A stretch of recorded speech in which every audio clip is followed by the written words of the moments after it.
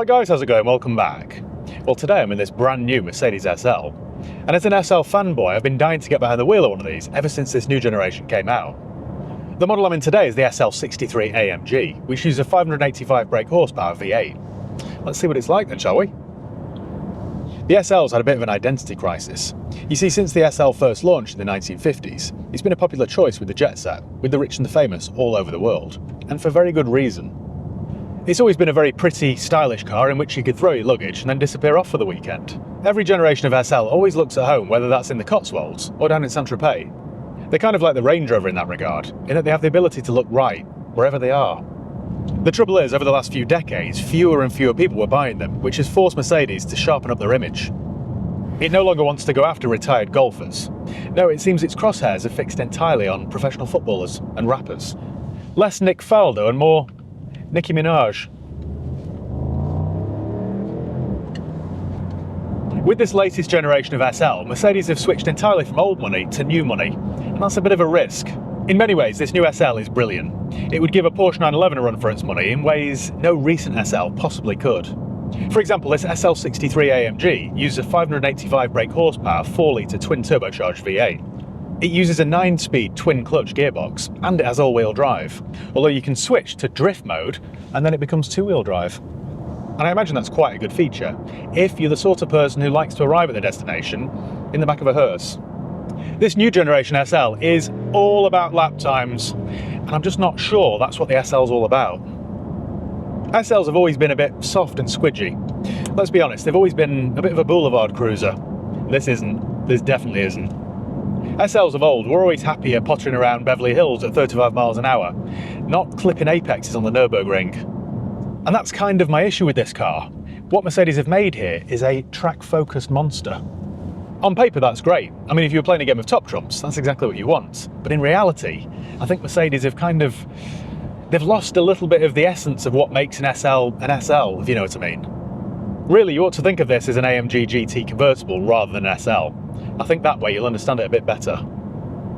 The SL range starts off with the SL43 AMG. That uses a 2-litre 4-cylinder turbocharged petrol engine. Then you've got the SL55 AMG, which uses a 4-litre twin-turbo V8, or you've got this range-topping SL63 AMG. I should also point out that if you're in the market for this car, an SL63 AMG, then be prepared to shell out £180,000 for it. 180 grand. It's an awful lot of money, isn't it? Just made my eyes water a little bit. It's very impressive, this, don't get me wrong, but £180,000? I'm not so sure. I quite like the way it looks and goes.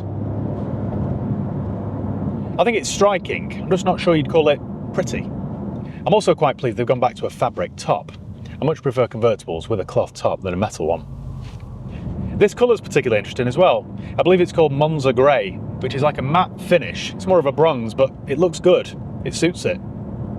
Again, though, it's a bit more Nigel de Jong rather than Nigel Havers. Moving inside the new SL, then, it's a bit like stepping into the future. It's a really nice, timeless, interesting design. These AMG leather seats are very impressive. They're both very supportive, but they're also quite comfortable. The steering wheel feels nice. It's half leather, half Alcantara. And I think they've got the weight of the steering perfect. I love the carbon fibre trim around the centre console. I love these Burmester speaker covers. They're nice and interesting. I love the subtle mood lighting you get everywhere as well. It's quite theatrical, this. It's also incredibly well equipped, and unlike most cars, like the 911 for example, you can't really spec this up. It comes pretty much as you'd expect, full to the rafters with every optional extra you could possibly desire. So, for example, you've got heated and cooled seats, you've got this little neck scarf thing here, which is a nice feature, you've got a heated steering wheel, cameras everywhere, sat-nav, Bluetooth, all that sort of stuff. But as nice as it all is, it just doesn't feel like a £180,000 car. It just doesn't feel opulent, do you know what I mean? This is a really tricky one for Mercedes-Benz to get right, and I'm not sure they have. Do you try and appeal to the buyers of a Bentley Continental GT convertible, for example, or do you go after 911 buyers? It's a very fine line to tread, and you can't do both. What else do I like about it then? There is quite a lot, to be honest. It feels like I'm giving this car a hard time, and I'm not. I'm just trying to give you my honest first impressions. This central screen here is quite good. As with all touchscreens, it is a little bit fiddly, but I'm pretty sure after you'd spent a few hours with it, you'd adapt to it pretty well. In terms of what it's like to drive, let me give you a brief rundown. Let's pop it into Sport Plus mode. Now, this is very fast, but like, prop. See, an SL shouldn't really do that. That's brutal. That's, wow. That's brutal. You see, as awesome as this is, I fear they've kind of alienated the fan base a little bit. Your average SL buyer, you know, your 62-year-old dentist from Beverly Hills, doesn't want to drive down Wilshire Boulevard in this, I don't think. I could be wrong, but I just don't think they would. The 9-speed twin-clutch gearbox on this is fantastic, so the changes are instant. Let's drop this down to second. Oh, an SL shouldn't do that. Shouldn't pop and bang like that. Let's knock this into neutral, actually. I'll give you a little rev test. Back into drive. Wow.